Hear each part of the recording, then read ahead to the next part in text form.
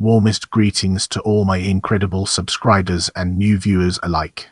Welcome to our video on Downtown Albany Historic District. We're thrilled to have you here. The Downtown Albany Historic District is a 19-block, 66.6-acre area of Albany, New York, United States, centered on the junction of State New York State Route 5 and North and South Pearl Street, New York State Route 32. It is the oldest settled area of the city, originally planned and settled in the 17th century, and the nucleus of its later development and expansion. In 1980 it was designated a historic district by the city and then listed on the National Register of Historic Places. Its 164 buildings are a mix of tall commercial buildings on the main streets and small houses on the side. Most were built between 1880 and 1930, the district's period of significance, with some dating to the eras. All major streets have a major building as their focal point. Several contributing properties have been listed on the register in their own right, and one designated a National Historic Landmark. Albany's earliest skyscrapers were built here, including one that was the city's tallest at the time of its completion. The current mix of buildings reflects the city's peak of industrial prosperity in the Gilded Age, with many built by banks, as well as the city's status as New York's state capital. It has been displaced in the city's skyline by later construction, particularly by the Empire State Plaza, the modernist home of New York's state government. Urban renewal programs of the late 20th century largely bypassed the district for political reasons. As a result, its historic buildings are mostly intact, although some have been compromised through neglect. In 2022, the state proposed some changes that would add some more modern buildings as contributing properties. The amended boundaries were accepted that May. As we transition to the next segment, let's unravel the mysteries surrounding geography and gain a fresh perspective. The district is an irregular area, shaped like a rough crescent.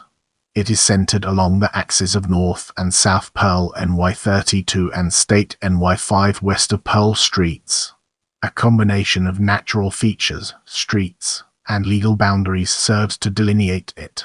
Downtown is located to the northeast of and downhill from the modernist towers of Empire State Plaza and east of the state capitol.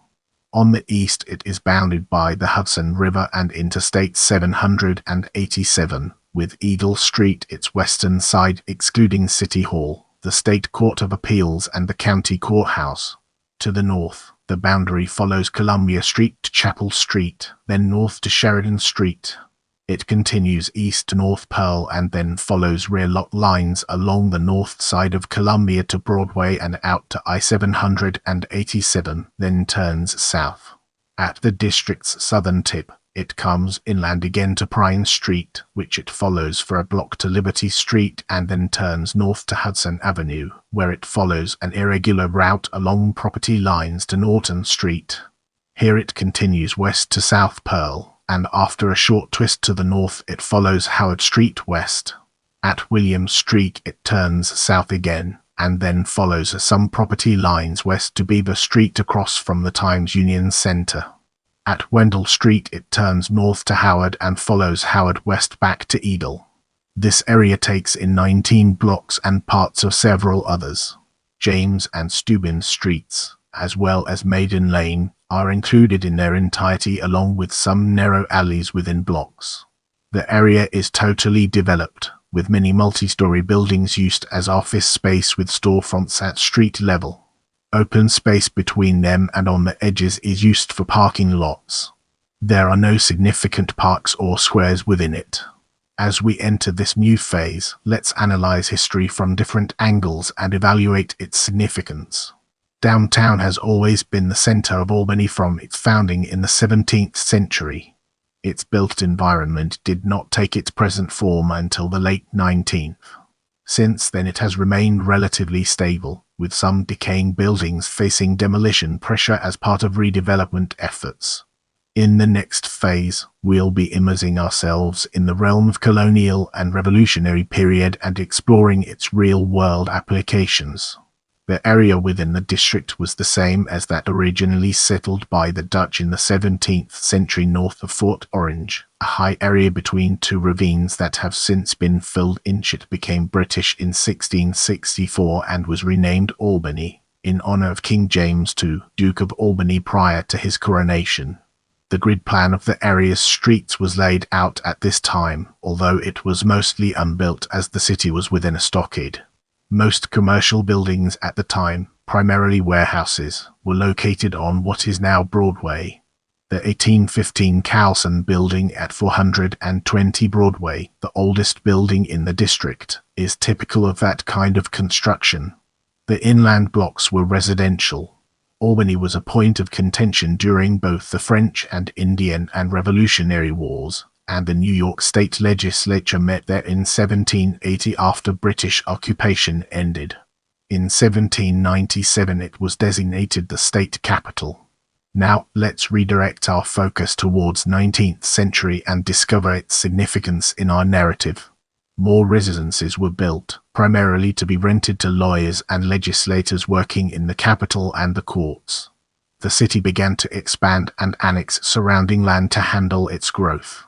The opening of the Erie Canal in the Ears and the development of railroads in later decades made the city a transportation hub, and as its commercial power and the states grew it assumed more political importance. Smaller buildings remained the norm along the side streets, with churches springing up next to them. Richard Upjohn's French Gothic St. Peter's Episcopal Church on State, finished in 1860, is considered one of his best churches. Another church, St. Mary's, by the local firm of Nichols and Brown, became the focal point of a neighborhood of small houses on and near Lodge Street. Richard Upjohn's French Gothic St. Peter's Episcopal Church on State, finished in 1860, is considered one of his best churches. In the years after the Civil War, commercial interests started building taller and more massive edifices along North Pearl and State Streets. Albany native Edward Ogden designed the 1873 Kenmore Hotel on North Pearl, and expanded it in 1891 with Queen Anne touches. His 1889 Albany Business College building opposite the Kenmore likewise uses the Richardsonian Romanesque style. Another local architect, Albert Puller, had given downtown the YMCA building at 60 North Pearl, in that style 3 years earlier. Brace yourselves for the next chapter, where we'll be dissecting 20th century. The Albany architect who had the greatest impact on the district was Marcus T. Reynolds, with 6 buildings, most of them from the early 20th century. The most prominent is his 1914 headquarters for the Delaware and Hudson Railway on the east side of Broadway. A copy of the Cloth Hall in the Belgian city of Ypres, it has become an icon of the city, often mistaken by first-time visitors for the state capitol. It serves as a focal point when looking east down State Street. Two of Reynolds' other buildings in the district, the 1897 First Trust Company building at State and Broadway, and the 1902 United Traction Company building at Broadway and Columbia, similarly guide the eye down Broadway as it bends. Architects from New York City also built in Albany. In 1875, Russell Sturgis had designed the Victorian Gothic Bank building at 63 State Street, and it was paired with a neoclassical bank building by York and Sawyer a quarter century later at 60 State. Henry Ives Cobb incorporated the 1803 Fayette of Philip Hooker's State Bank of Albany building into a 16-story office building at North Pearl and State. Near the end of the period of significance, Denison and Hiram's Art Deco Home Savings Bank building was the tallest in Albany at the time of its 1927 completion. It was quickly displaced from that title by the state government's Alfred East Smith building the next year. No major building took place downtown in the Ears due to the combination of it being built out and the slowdown in construction occasioned by the onset of the Great Depression. When the economy regained its footing after World War II, the focus of new development had shifted to outlying areas and then the suburbs. downtown remained a popular place for politicians and those who associated with them to patronize, but otherwise began to decline in a similar fashion as other old northeastern cities. A 1969 redevelopment plan identified the obsolete street plan and lack of quality parking as a source of downtown's problems. It proposed reconfiguring the streets to coordinate better with the expressways proposed for the area at the time. A large pedestrian mall was proposed for the area between Chapel and Broadway, with the intervening blocks of Steuben, Pearl and Pine to be closed off to vehicles. A platform was to cross the interstate and provide a pedestrian link to marinas and apartments along the river. To make up for the lost streets, Chapel would have become North Pearl, and a bridge would be built to extend Eagle Street to Clinton Avenue at 10 Broke Street. Eventually, it was hoped a people mover system would be built to link Empire Plaza and downtown, with new parking garages on the fringes, one of which would have required rerouting Liberty Street and Hudson Avenue. The old buildings were spared the fate of demolition through urban renewal as the city's political machine under Daniel P. O'Connell mostly eschewed the federal funding for such projects, since the federal government would award contracts, limiting the city machine's patronage.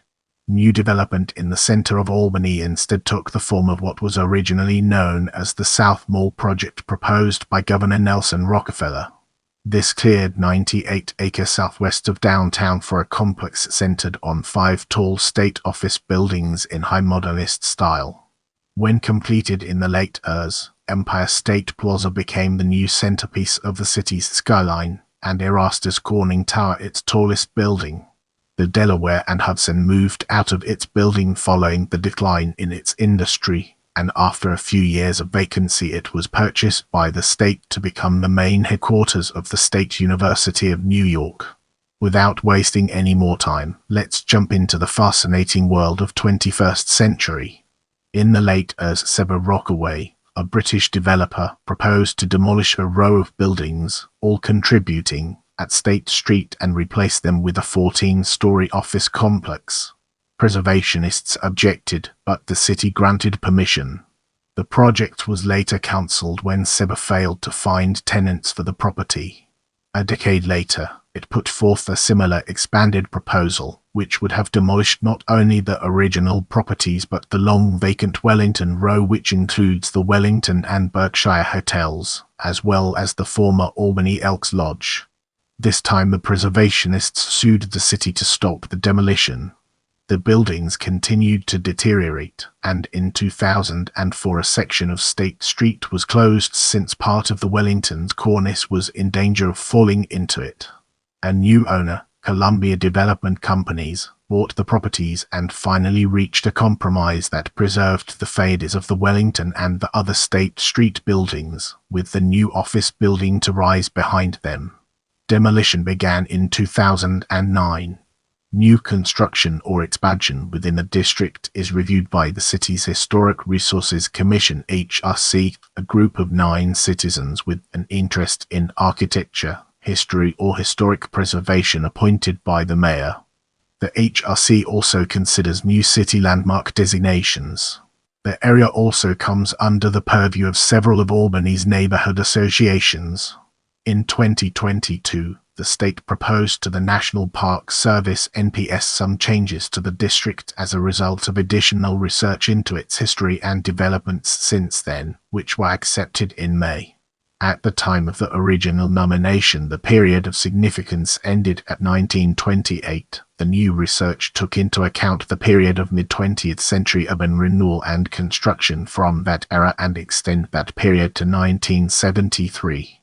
In addition to fuller histories for some existing pre-1928 contributing properties such as the Home Savings Bank building, the boundary increase added the Park Mart at North Pearl and Van Tromp Streets, itself listed on the register in 2021.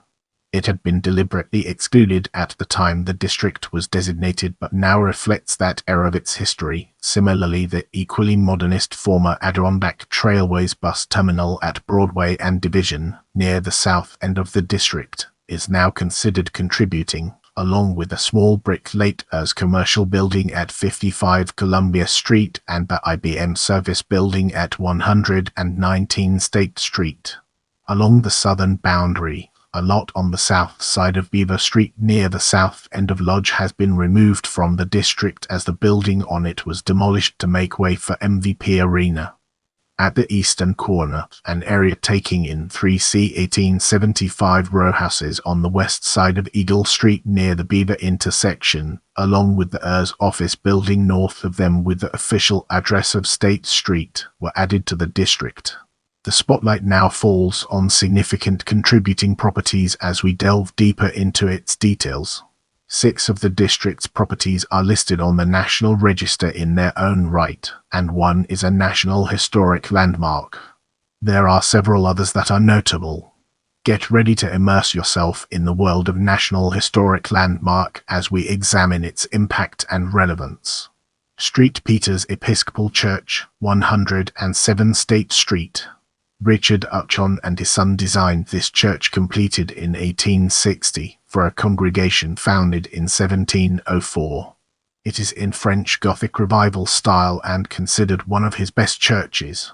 The remains of Lord Howe were interred under the vestibule. He is the only British lord buried in the United States.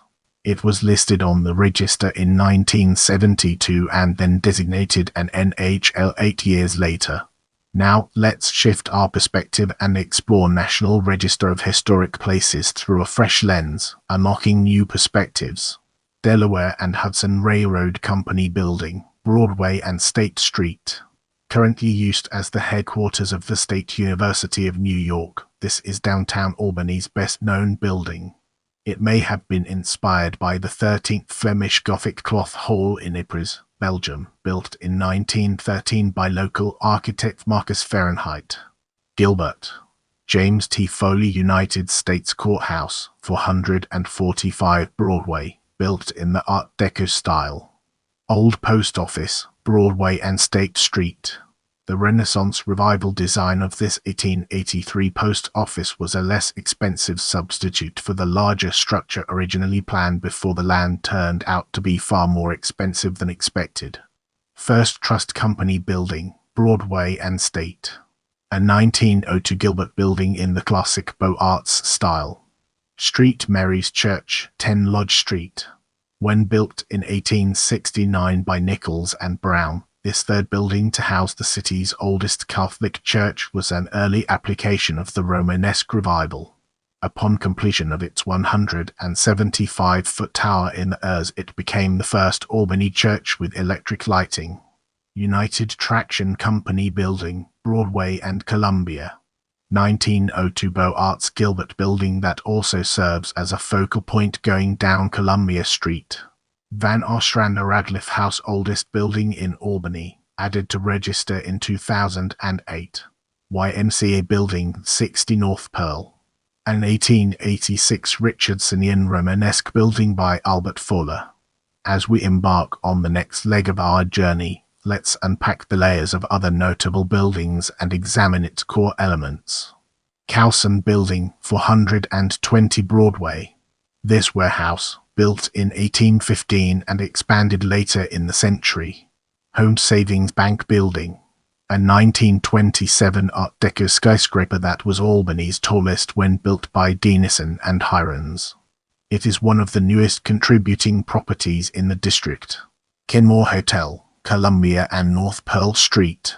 With the demolition or redevelopment of the other hotels, this Edward Ogden-designed 1873 building, renovated 13 years later, is the only one of downtown's 19th hotels remaining mostly intact. It has been an office building since 1986. National State Bank Building, 60 State Street. A classical revival temple of finance designed by York and Sawyer in 1901. RB Wing Building, 384 Broadway. Local architect Walter van Gusseling's Dutch colonial revival building brought that style back to the district in 1913. Albany Masonic Temple, the oldest continuously owned Masonic property in the United States. Thanks for being a part of this amazing journey. I can't wait to bring you more exciting content.